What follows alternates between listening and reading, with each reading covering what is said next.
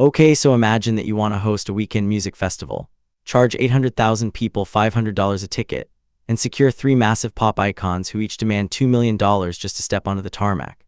You calculate that by selling $9 draft beers and $22 cold-cut sandwiches, you will clear a healthy 20% profit margin by Sunday night. Then, 6 months before the gates open, your main stage generator vendor doubles their rates, your site insurance premium jumps by 300%, and a mid-tier indie band's talent rider requires a bespoke fleet of biofuel-powered golf carts that cost more than a Honda Civic. The total baseline expense to erect a temporary city in a dusty field crosses $45 million before a single speaker cabinet is plugged into a diesel generator. Security alone eats up $4 million. Sanitation contractors demand $2.8 million just to haul away 300 tons of trash. Analysts who track live event operations put the average major festival's operational break-even point somewhere north of 88% total venue capacity, a threshold where a single rainy afternoon guarantees a multi-million-dollar balance sheet catastrophe. Sounds like a financial plan drafted in a fever dream by a manic concert promoter. And for the better part of the last 2 decades, it was the exact mathematical foundation of the global live music industry. And yet, this hyper-leveraged circus kept running year after year, expanding from a localized niche into a global cash machine worth over $30 billion annually. The standard explanation for why ticket prices for 3-day outdoor festivals exploded by over 200% in less than 15 years is usually blamed on basic consumer greed, artist vanity, or simple post-pandemic inflation. But those surface explanations miss the actual structural reality of the modern live music trade. The reason a pass to a major weekend festival now costs as much as a mortgage payment is not because artists suddenly got twice as talented or because fans got twice as rich. It is because the fundamental unit economics of building a temporary metropolis have undergone a total systemic transformation. What used to be a low-overhead, high-margin summer party has mutated into a brutal asset allocation game dominated by private equity funds, real estate holding companies, and global venue monopolies. It is an industry operating on micro-thin margins, masked by macro-level ticket prices. The concert business did not get expensive by accident. It got expensive by design. To understand how a 3-day weekend transformed into an economic pressure cooker, you have to look at the structural collapse of the recorded music business in the early 2000s. For half a century, the economic engine of the music industry was the physical sale of plastic discs.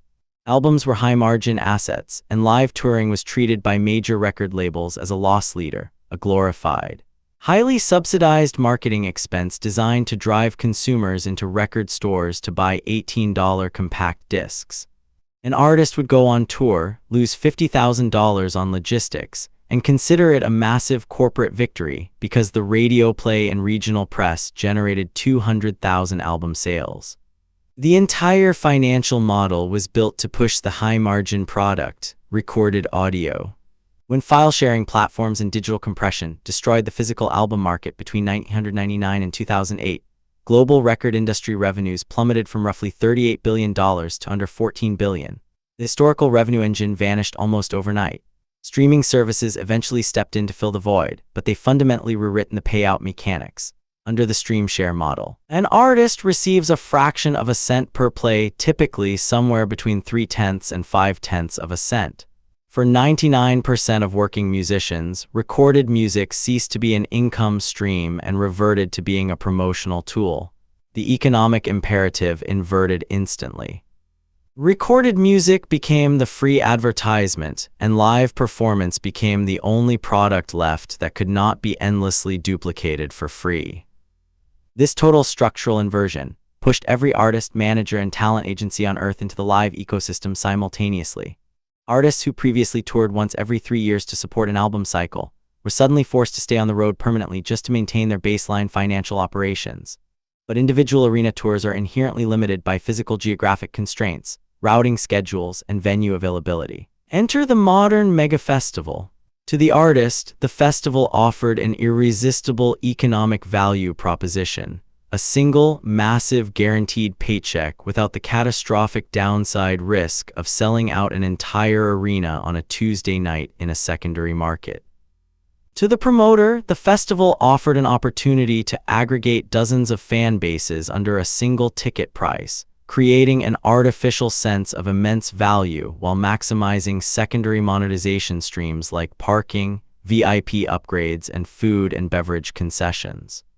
The mechanics of how money actually flows through a festival footprint reveal an extraordinarily complex financial ecosystem, where almost every dollar is spoken for months before the gates open. The top-line revenue for a major festival comes from three primary channels: primary ticket sales, corporate sponsorships, and site concessions. On paper, selling 80,000 tickets at $400 apiece yields $32 million in gross gate receipts. Add in another $5 to $8 million in corporate brand activations, where alcohol brands, tech companies, and fashion retailers pay top dollar to erect branded lounges and experiential booths, and a promoter might be looking at $40 million in top-line gross revenue. However, the cash outflow mechanics are brutally front-loaded and exceptionally volatile. The first major capital drain is talent procurement. In the modern festival landscape, artist guarantees operate under an aggressive escalation ladder. A top-tier headliner, the name printed in the largest font at the very top of the poster, does not play for percentage of the back-end profits. They demand a flat, guaranteed fee that can range anywhere from $1 million to $4 million per performance. The middle tier of the lineup, the crucial bulk of bands that give the festival its perceived value, consume another $6 to $10 million collectively. Because these artist fees are fixed liabilities guaranteed by contract, the festival promoter absorbs 100% of the financial risk. If the festival sells out, the promoter keeps the residual upside. If the festival sells 70% of its tickets, the promoter still owes the talent 100% of their negotiated guarantees. Behind the glamour of the lineup poster lies the real financial sinkhole: field operations and temporary infrastructure. A festival field is essentially an empty parcel of land that must be transformed into a fully functioning, highly regulated city for 72 hours, and then completely erased by Tuesday morning. This requires the installation of tens of megawatts of portable diesel power generation, miles of high-voltage cabling, temporal fiber optic networks for point-of-sale processing, municipal-grade water supply lines, luxury trailer suites, staging rigs capable of holding tens of thousands of pounds of lighting and video equipment, and thousands of temporary sanitation units. According to operational filings from major event producers, site logistics, staging, and labor typically consume between 35% and 45% of the total operational budget. Before a single artist steps onto the stage, the cost to simply build the city frequently exceeds $15 to $20 million. To manage these insane fixed costs and mitigate the catastrophic risk of a bad weather event, the live entertainment business underwent a massive wave of corporate consolidation over the past 2 decades. Independent promoters who operated regional festivals off personal lines of credit were rapidly bought out or squeezed out by corporate giants and private equity consortia.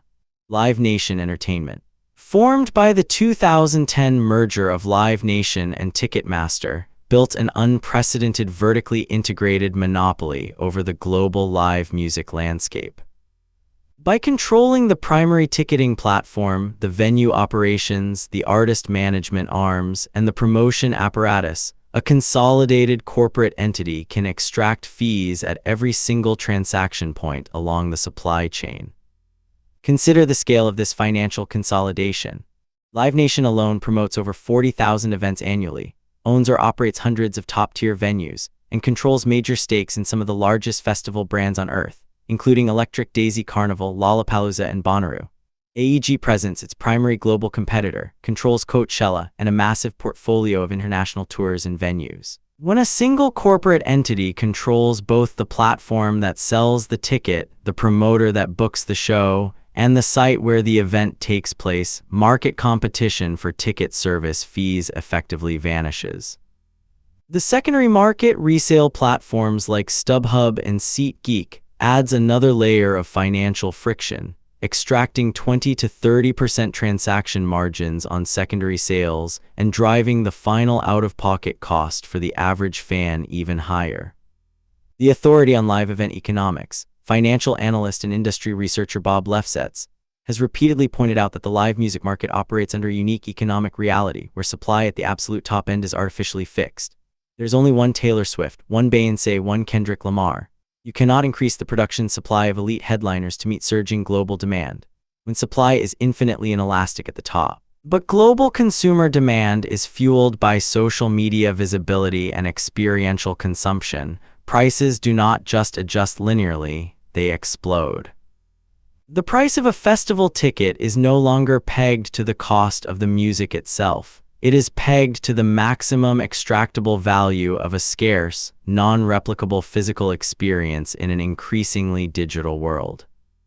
This economic model worked as long as the broader macro environment provided cheap credit, low fuel prices, moderate labor costs, and reliable supply chains. But the operational fragile point of the festival industry arrived with absolute clarity during the post-pandemic inflation shock of 2022 and 2023. The breaking point was not a single catastrophic collapse like the infamous fraud-riddled Fyre Festival, which exposed what happens when inexperienced promoters attempt to build infrastructure without capital. The real breaking point was a quiet, systemic margin squeeze that began wiping out mid-sized, independent festivals across the globe. In the post-2021 economic landscape, the baseline cost of producing a live event spiked by 30 to 50% across every single expense category. Diesel fuel for generators skyrocketed. Freight shipping costs for staging and lighting rigs doubled. Shortages in specialized event labor, sound engineers, stagehands, riggers, and licensed security personnel who had been forced to leave the industry during the extended global shutdown sent hourly labor rates soaring. Furthermore, insurance underwriting for massive outdoor gatherings underwent a total repricing. Insurance carriers, battered by years of weather-related cancellations, extreme heat events, and civil liability claims, raised premiums by hundreds of % while inserting aggressive exclusion clauses for weather disruptions. For a massive, corporate-backed mega-festival like Coachella or Glastonbury, these cost surges were manageable. They simply raised ticket prices, introduced ultra-premium luxury VIP tiers costing thousands of dollars, and extracted higher sponsorship fees from corporate partners. But for independent mid-tier festivals, the events catering to 20 to 30,000 fans without massive corporate backing, the math became completely unworkable. Across the United Kingdom and Europe alone, over 100 independent music festivals permanently shut down or declared bankruptcy between 2023 and 2024. In Australia, iconic long-running festivals like Splendour in the Grass and Groovin, the Moo were abruptly cancelled weeks before their start dates due to unviable cost structures and declining ticket absorption rates among younger consumers facing severe cost-of-living pressures. When the cost floor of setting up a festival stage rises faster than the disposable income of your target demographic, the market hits an absolute mathematical wall. Promoters can no longer raise ticket prices by 15% year over year without triggering severe demand destruction. Yet if they lower ticket prices, they default on their fixed talent guarantees and vendor contracts. The mid-market vanishes, leaving behind a hyperpolarized landscape. On one end, hyper-expensive, corporate-backed luxury mega-events that cater to wealthy experiential tourists. On the other end, hyper-local, low-overhead DIY gatherings with zero production value. The middle class of live music infrastructure has effectively been wiped off the ledger. What survived this structural clearing is an industry that looks far more like commercial real estate and algorithmic financial engineering than art. The modern major music festival is no longer designed as a countercultural gathering. It is optimized as a high-yield physical asset designed to maximize average revenue per user. Every square foot of a festival site is mapped for optimal yield extraction, from the $10 bottled water stations strategically positioned far from the stages to the tiered VIP viewing platforms that monetize spatial proximity to the artists. The mechanics that were perfected in the festival field, dynamic pricing algorithms, mandatory cashless wristband ecosystems that disconnect the consumer from the psychological friction of spending physical currency, and aggressive secondary market fee harvesting, have bled directly into the broader global economy. The live music industry served as the testing ground for the modern experience economy, proving to corporate strategists that consumers, particularly younger generations priced out of traditional asset ownership like real estate, would willingly spend astronomical percentages of their discretionary income on temporary, highly shareable physical moments. Tech companies, sports leagues, and leisure conglomerates have systematically adopted the live music promoter's playbook. Turn the access into a subscription, turn the space into tiered access zones, and charge a premium fee for the right to stand in the room.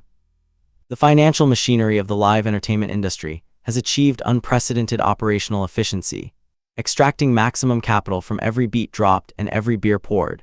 The independent promoters who built the industry on handshakes and paper tickets have been replaced by private equity algorithms and corporate balance sheets that treat cultural moments as yield-generating line items. The field is clear, the stages are built, and the balance sheets are balanced on a razor's edge. The speakers are roaring at maximum volume, the spreadsheets are completely silent.